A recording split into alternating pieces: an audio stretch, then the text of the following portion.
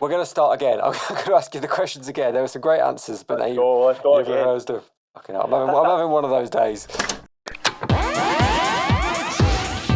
You are listening to Freshly Squeezed. The song kind of speaks for itself, and it didn't really feel like it needed big riffs. And we tried not to overkill it and let the songs still breathe.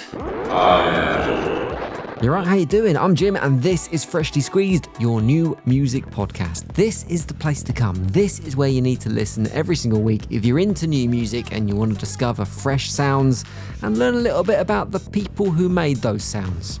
3 acts to delight your luggles on this week's podcast, and a belting 3 acts as well. I say that, they're always belting. We always have good people on. And if you don't believe me, just check out some of the shows in the back catalogue, because every week there is stunning new music to be discovered. That music this week comes from, well, after a belting 2025, he's back on the pod for a second time and looking to go one better in 2026. Michael Gallagher on in a bit. Wishing that my dreams would take me to a place that I can call home. I like the cool new sound on that brand new tune, Home. More on that later, along with more from Michael as well. Plus, we're going to hear new music from Malcom and some news about a new EP that could be on the way soon as well.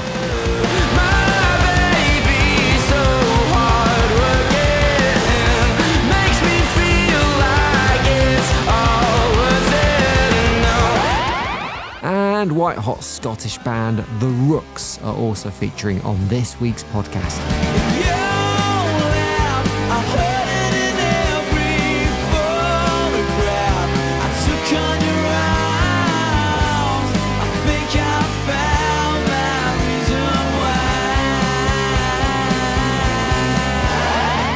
You need to hear more of that tune, and you need to hear more from that band as well. When we talk about bands that have had a big last 12 months, they are top of the list. That is them. Ones to watch has never been a more fitting phrase. The Rooks will be on later. But I think we should kick off with Malcom this week. Before we speak to the lads, here's a taste of their brand new tune. You heard a little bit a minute ago. Hardworking Blues.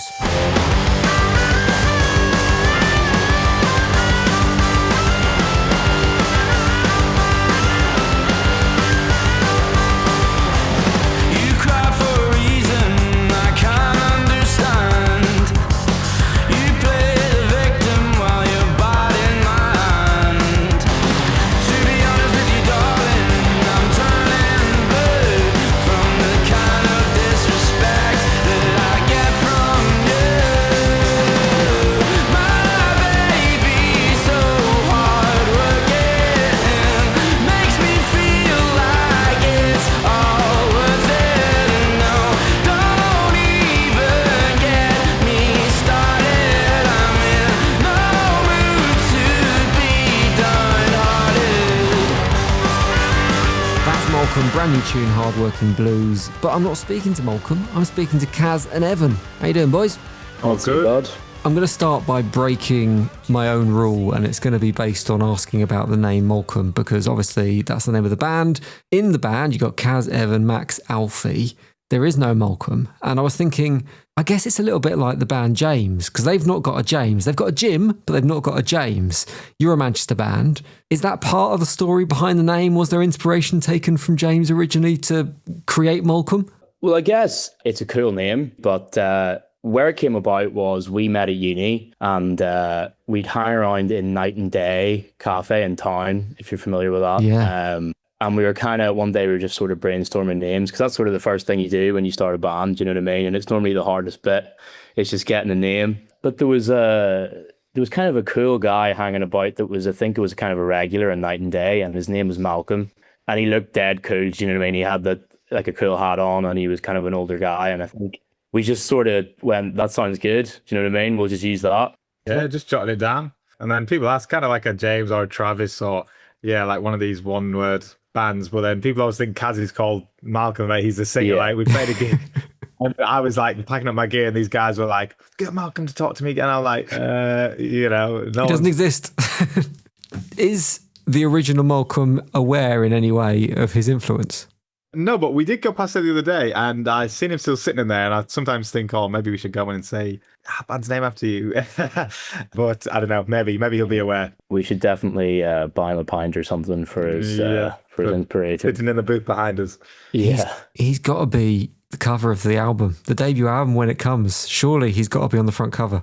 Like an Arctic Monkey style. Yeah, exactly. That's exactly what was in my head. We're not talking about the album yet, though. We are talking about the new EP, and we are talking about the new single, Hardworking Blues, which is the first tune to come off the EP, which follows in a few months. This feels to me, listening to it, a little bit different from what comes before. I heard it and I was going, it's a bit of Queens of the Stone Age in this. Is this going to be a new phase for the band? Is this a slightly new direction, do you think? Yeah, I'd say so. I think when we all started playing, it's nearly 3 years ago now when the first lineup kind of got together. And I think we've all developed as musicians and writers. There's quite a lot of influences that go into the band. We're big fans of, your kind of classic indie stuff, but myself and a lot of the other members are big fans of kind of old blues music, Dr. Feelgoods and kind of pub rock and everything from classic rock to kind of the post-punk stuff. And I think as we've developed as players and writers, we've kind of found a way to amalgamate our influences into a sound that works for us. So this new EP is kind of the first step into that new process. But we've been writing, obviously these songs we wrote a while ago. So the last single, Aeroplane, is kind of in that style as well. But okay. I suppose this EP sort of kind of cementing the new sound in a way. The thing that really jumped out of the tune for me was the harmonica. And I always love a bit of harmonica in a tune. Who was responsible for that? Yeah, that was me. Like I said, I've always been a big fan. I was kind of raised on old blues music, your John Lee Hookers, and then moving forward into bands like Dr. Feelgood. And I've always loved the harmonica, and I kind of learned to play it as a teenager and kind of didn't pick it up again for a good few years. And then as we were writing some of these tunes and kind of, like I said, the newer style, it kind of just seemed to slot right in as a bit of a lead instrument. It kind of provides a bit of variation from the two guitar standard arrangement that you tend to fall into as a guitar band. And it sets us apart. I mean, this song is very much a one we wrote kind of to play live, you know what I mean? It's quite fast, quite rocky. Kaz doesn't play bass, he just does harmonics so he can be more of a front man and things like that, I feel like everyone kind of really related to that, and that kind of became our thing live, like the staple. So to actually have that on a track, like the harmonica and all stuff like that people kind of know us for have seen us more recently, it's kind of feels good to have that out, that sort of representation of the live sound as well. Be honest with me, Evan. How many times has Kaz suggested in the past that a song needs a bit of harmonica, and you finally kind of relented and let him have his way? We talked about that yesterday, putting a sitar and everything in the Beatles or something. Yeah, I mean, but sometimes it doesn't work. A lot of the songs do have it on. There's another song of the EP which is called Strawberry Lemonade. It's like an acoustic track, and that kind of is almost a different take on the harmonica. You know what I mean? More of a slow, melancholy kind of one. But yeah, it doesn't go on everything because normally you're playing bass, so you can't unless you have a Bob Dylan style. Which kind of looks weird when you've got a bass. It's a good natural restraint on me whipping the harmonica out in every tune. To be honest, though, that was kind of the first tune we put it on, so it's become a problem after the fact. But I'm reining it in. I'm working on it. Right, well, we've got a slightly new sound. We've got the new EP, like I said, that's on the way. I thought it would be a good idea to get an idea of how the rest of the EP might sound by welcoming you boys into the freshly squeezed Mind HMV. So if you don't mind just stepping through this door. Sounds ominous, but go ahead. So Sherlock Holmes has got his Mind Palace. I have a Mind HMV. It's a record shop where all the music I've ever heard is categorized and stored.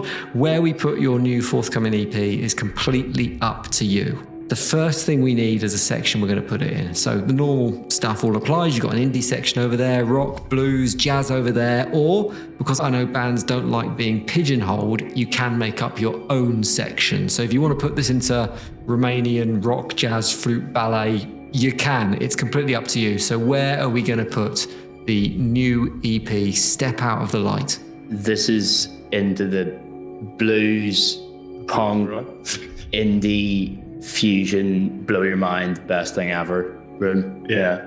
Fair enough. Well, that section's over here, so we'll just step over here and we'll put it on the shelves. But before we put it on the shelves, we need to put it between two other records. We don't do it alphabetically, that would be boring. This is done by inspiration and kind of similar sonic elements. So if you think this EP should sit somewhere between Christina Aguilera Dirty and the White Album, that's where it can go. It's completely up to you. So you might want to choose one each for this. What two records do you want to put either side of this one? You go first. They did make sort of a bit of a playlist of like inspo albums, you know, and there was a band that we both like called The Stripes, which I seen supporting Paul Weller like years ago, and they're from where Kaz is from, and they sound very similar to this track. Okay. Yeah, so that's your record. Shot by The Stripes on one side, because if you listen to that and then come across ours, Yeah. you'd be pleasantly surprised. Yeah, I'm trying to think. I guess that's where it kind of sits sonically. I'll say it's kind of reminiscent of sort of, Alfie in particular has sort of a grungier kind of taste, and it kind of influences the band to be a bit heavier sounding in terms of the guitar sound and the drums. So we'll say Snapshot by The Stripes is the first record, and then Melancholy and Infinite Sadness by the Smashing Pumpkins, if I had to put it to two records. Nice. I'm familiar with the Smashing Pumpkins. I'm not familiar with the Stripes. So first thing I do after I've played your brand new tune is going to go and check out that album because I want to hear it now. That's where it's going in our virtual Mind record store. Is this EP getting a physical release? Is it digital only? You're going to have something you can hold in your hands? Just digital at the minute, but we obviously this is like our debut EP, so we've never actually had it as a body of work. So we did look into, since it's only 4 tracks, like whether we could press it on, two sides of a vinyl, or like we love CDs, like from in the car and playing them. So getting either something like double A side or something printed with like singles, or maybe you look at doing a CD would be super cool for us. We've not looked into it yet, but keep an eye out then. That very much might be a thing in the future. Cool. We'll keep an eye out. Hell of a thing to do. One of those exciting moments for a band, I think, is actually having something physical you can touch and lick and hold. And Yeah, definitely, yeah. boys, good luck with the EP when it comes. Loving the brand new tune. It's a stunning start, and cheers for coming on Freshly Squeezed. No worries, thanks a lot, man. My baby's so hard working, makes me feel like it's all worth it. No, don't even get me started. I'm in no mood to be downhearted. New EP from that lot coming up in May. Lovely. Right, excited to talk to the Rooks next, a band very, very, very much on the up. Maybe I missed the very there. Very, very, very, very much on the up. Ross is here to talk about the brand new tune, Find My Reason Why. How do, Ross? I'm all good, mate. Thanks for having us on. So we chatted to you back in the summer. You were just about to play Transmit Festival. You got debut EP out now as well. Does it feel like the band are on the cusp of something special at the moment? Totally, mate. I think there's a huge demand for us in Glasgow just now. Probably after we last spoke and we played that Transmit show, that was when we really started to focus and make sure we're writing the best songs, putting on the best live show. And this morning, actually, we just announced Transmit for 2026. So Nice. an obvious indicator that things are moving forward and it's just time to take over now. What's it like playing a hometown festival the size of Transmit when you're a band at the stage you're at? Because obviously you're playing decent sized venues at the moment, but when you step on stage at somewhere like Transmit and you've got hundreds if not thousands of people looking up at you, they're different potatoes, aren't they? Totally, mate. It's sort of what you dream of when you start a band. That's really why you get started in the first place. Transmit 25 last summer was actually our festival debut, so to step out and see 2,500 people break the record number for the stage, it was just a surreal moment. And to manage to get the step up on stage this year is amazing, and it really means a lot to us. Does that feel particularly special with it being Glasgow and with it being Transmit? Because I'm sure as a band you've been on the other side of the barrier watching some of your favourite acts on stage, and now suddenly it's kind of roles reversed, you've flipped it. Does it feel like a dream kind of slowly coming true? Yeah, mate, it just feels like hard work paid off. I mean, me and Matthew went to that festival like 3 years in a row when we were 14, 15. We went to see the Snuts, who we now share the same managers as them.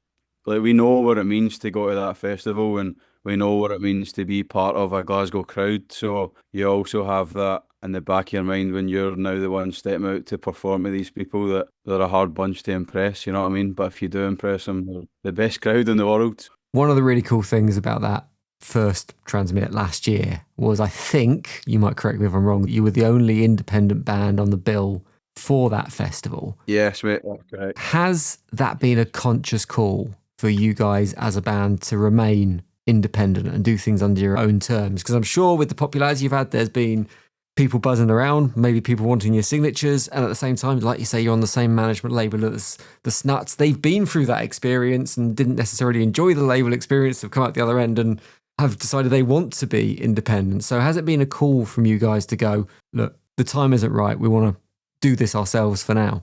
It's definitely a timing thing, mate. Yeah, there's obviously a lot of people sniffing it about.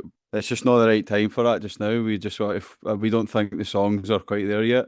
The songs we have are great, but for what we want to achieve, we're going to take this year, I think, and really work hard on just writing the best songs, putting the best show on.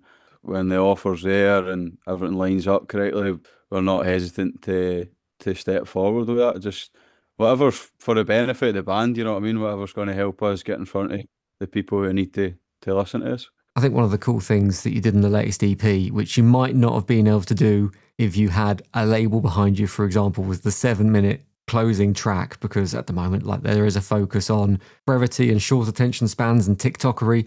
Did it feel like a bold call when you made it to go, do you know what, we're going to close this out with something that's a bit epic? Definitely felt like a bold call, but it sort of suited us, you know. We had been playing that song and we added this little rocked up segue at the end, and after playing show after show, people started singing it and we were like, oh wait, this could actually be a bit here. And when it came to recording it in the studio, we were like, this just doesn't feel right without putting the whole version in. Let's just do it and give people something to talk about. And to be honest, I think it's worked, you know what I mean? We don't have anybody moaning that it's too long or anything, so good call. You've been working your way up through the Glasgow music scene, the grassroots venues and the scene over the last few years. I'm interested to see how you'd sum up that scene, because over the last few weeks we've had different people coming on talking about different cities and their music scenes and the different personalities those scenes have. So Manchester and Newcastle, it seems like everyone there is very supportive of each other. We had Billow Buckers on the other day. They're from Leicester. They described their local scene as being very snide. Liverpool, although there's a rich culture there, it seems like it's a real cutthroat scene and you kind of got to watch your back a little bit. What's Glasgow like? To be honest, mate, I don't really know what's happening with the Glasgow music scene just now. Band-wise, there's one other band, Brogiel, that we're sort of friendly with, but other than that, we just like to stay in our own lane and, you know, all the best to everybody, but there's not a lot happening band-wise. It's definitely a singer-songwriter thing going on just now, but Scotland 100% needs a big band again. We idolise bands like Primal Scream and people who can bring the nation together like that. And when Scotland does that, they get behind them more than any other country would. So we're just in our own lane. I wouldn't put us in any Scottish scene or Glasgow scene as such, just a British band probably. I think you've set the ambition for the band right there. The band to bring Scotland together. It's ambitious, but I like it. Well, the football team can't do it, mate, so it might as well be us. Fair enough. Right, we're going to play the brand new tune, Find My Reason Why, which I love. Do you know what? It reminds me a little bit of early Stereophonics, but with a kind of Glasgow twist to it, which is definitely a good thing. But nice one for coming on, Ross. Cheers for your time and good luck for 2026. Nice one, mate. Thank you.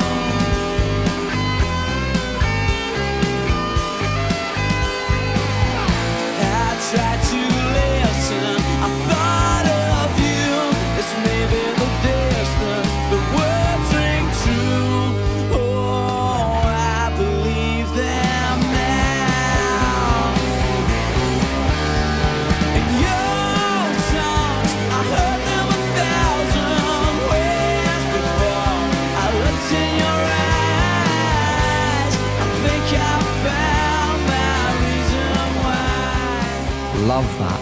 And that Transmit lineup for next year is looking very tasty indeed. I'm tempted to take a trip up to Glasgow for that one.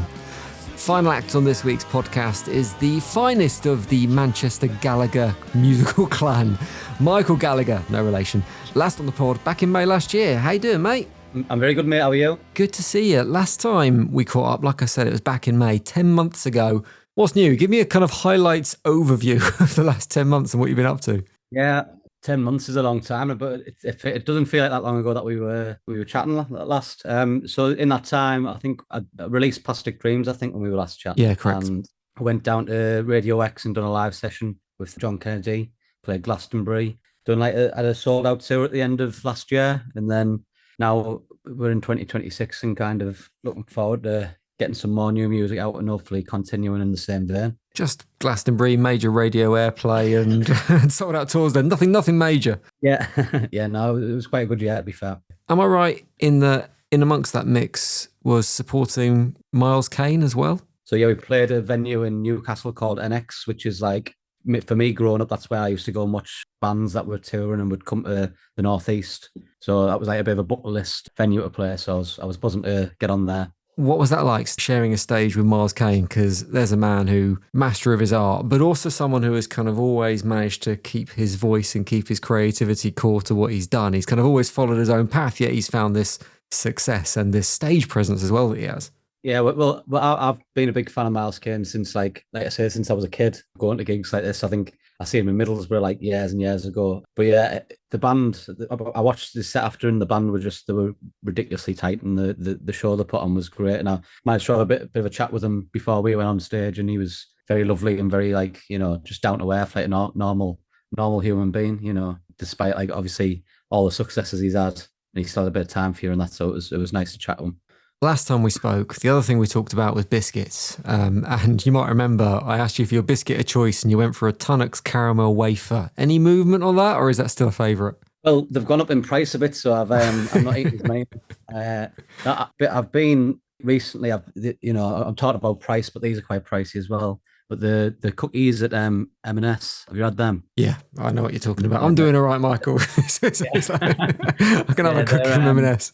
Yeah, so that they're me new. I've had to like start diverting me walk home from the tram stop, so I don't call in for a biscuit. But yeah, they're the new ones. Well, here's a quick fire biscuit quiz for you, because I think you can get a measure of a man from his biscuit choices. Digestive or hobnob? Hobnob for me. Nice biscuit or ginger nut? Or nice biscuit, they're supposed to be, aren't they? Yeah. I think I'll just go ginger nut. Just custard cream or bourbon? Custard cream every day. Good choice. The bourbon's always a trick question. If you go for that, we have to end the chat there, and then it's a horror show of a biscuit, but that's good. Yeah, I'm not a fan of the bourbon, so yeah. What you didn't mention when you summed up the last 10 months was the aftermath of the challenge that you undertook the year before, I think it was, where you were trying to write a song every single week. You've got the new song out now, which is called Home. Is that one of the tunes that emerged from that project? Yeah, so every song that I've released, so the songs that I released last year, they were part of that pack. And then I think this Home was maybe like the 7th or 8th song that I'd written. So I've still got a lot to kind of bring out as well from that. So there's a few more that are part of that group of songs that should be seeing the light of day shortly, hopefully. This one, I think, feels a little bit different to usually what we've come to expect from you musically. It's got this country feel to it. Yeah. Is it that a reflection of what you were listening to at the time? What made you go in that direction with this tune? I think maybe it's a little bit of like, well, I was listening to an artist called Cutworms, which I don't think the song sounds anything like him, but I'm a big fan of him. But I think when I wrote the song, it was like on an acoustic guitar, and it's quite like the song kind of speaks for itself, and it didn't really feel like it needed, you know, any like big riffs or kind of like, it didn't need anything to grab people's attention, if that makes sense. So it just kind of naturally fell that way. And that's kind of what came out when we tried not to, when we were in the studio, to like overkill it and let the songs like still breathe. Interestingly, when I listened to it, I thought it felt like the Northeast. And I know the Northeast isn't known for country music, but I think there's something in, like, you're from Hartlepool, obviously, and those kind of big open spaces, those kind of big beach vistas, and where country music originates in the big kind of open plains of America. Do you think there was something going on in your head connecting those things, or is that just me kind of imprinting onto it? Maybe, yeah. like I say, the song is like kind of directly about like the place that I'm from and kind of missing the things that you probably sometimes take for granted. And like you say, I remember like during COVID and how lucky I felt to be living by the coast and like getting to walk down a promenade and getting that fresh air, you know, like so it's kind of like directly about the things that you probably sometimes do take for granted, and that's one of them. As an artist, when you're doing something slightly different to what's come before, does it add an element of additional apprehension before you release it, or excitement either, where you're doing something that might surprise your fan base a little bit?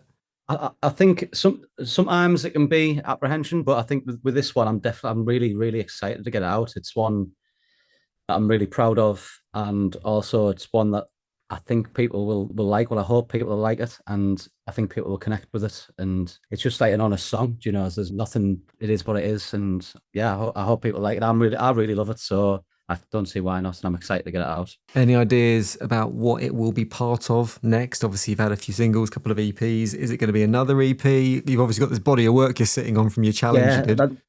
This is the difficult part at the moment, trying to like get everything together. But I'm hoping to get record an album this year. Nice. It's like there's plans in place to do that. It's just whether there's a couple of hurdles to jump and over yet and move things around. But hopefully will be on. Depending how it goes down, it might make the album, it might not. But there'll be an EP at some point, and then hopefully the album back end of this year, start of next year, I think. Exciting times. Well, good start of whatever's happening next with the brand new single. We're going to play it on Freshly Squeezed. Michael Gallagher, cheers for your time. Thank you. No one around here knows my name, my face a mystery. No one to share my thoughts, no need for lock and key. Just hope that I can take everything that's put before me. And if I don't, then that's alright, 'cause I'll just see you when I spend the night dreaming of the place that I left behind, so I can spend the day wishing that my dreams would take me to a place that I can call home. Never been so far away from the heart, and I know this'll start to get much better when I let go of this place I left that I call home. It's like no other. Cool, that, isn't it? Brand new from Michael Gallagher, called Home, a little bit different to his previous stuff. There's been loads of Americana in this week's pod. There's that bit of country from Michael, and then the bluesy new one from Malcom. Both those bands, if you want to find more from them, and like I say, those new tunes are maybe slightly different to the stuff that's come before, but if you want to find more from them, the links to their music is in the podcast description. The podcast description either, I don't know what a podcast is. Podcast description. The Rooks one too. Sorry, the Rook. Should I just end the podcast here? I've clearly lost the ability to speak. See you later. All right, I will finish. The Rooks. You can find more from them in the podcast description as well. Done. While you're there, make sure you check out the weekly Freshly Squeezed new music playlist. That is 10 new tunes every week on that list on Spotify, and none of me yapping in between, which might well appeal to you. And don't forget all the usual stuff I ask you to do. If for some reason you've not done it yet, hit podcast follow. I can't speak. Hit follow in the podcast app of choice. Wherever you're listening, hit that follow button. Leave us a review. Tell me if you like the podcast, if you don't like the podcast, but stick 5 stars on it anyway, even if you don't like it. Artists you want me to talk to, artists you want me to cover, new music I should listen to, any of that you can do via the reviews or via our socials. We are Squeezed Cast everywhere, but most importantly, tell your mates about this podcast and grow the community. Right, I'm off for a lie down. Cheers for your ears. The award-winning Freshly Squeezed, a new music podcast, was devised, produced and hosted by Jim Salveson. Sound design and additional production by Ant McKinley. Theme music, Blue Blazer, is written and produced by Spin Class. Stop.